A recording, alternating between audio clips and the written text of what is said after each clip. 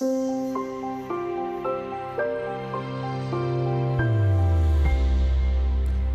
people, including financial professionals, use the terms risk and volatility as if they were interchangeable. In fact, they're two very different things. Here's the financial writer and podcaster, Carl Richards.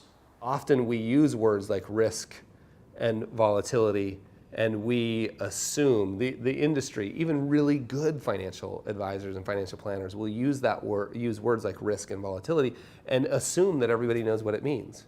And most of, I know I wouldn't if I wasn't in the industry. There's no way. If I took a statistics class in college, I wanted to forget it as soon as possible, right? Most of us don't know what that means. Risk specifically refers to a permanent loss of capital. Market volatility, on the other hand, is by its nature short-term and a relatively common occurrence. As long as you stay disciplined during periods of volatility, they shouldn't pose a long-term risk at all. You view volatility as really scary and risky in the short term, right? But not risky in the long term. And so volatility really is just a measurement. It's really underneath it is a measurement of standard deviation. Underneath what that really means is how much does something wiggle? That's all it means.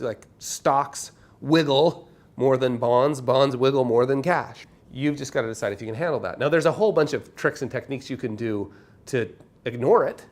Right? If you're not paying attention to it, you don't have to deal with it. So that may be a hint.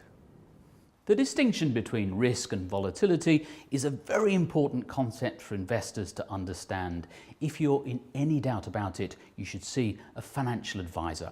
As a client of an advisor, the one thing I think you should feel absolutely sure that you can do is say, hold on, could you back up and explain that? Just ask clarifying questions.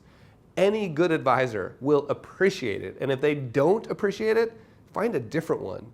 So don't confuse risk with volatility, and never be afraid of asking your advisor to clarify anything you don't understand.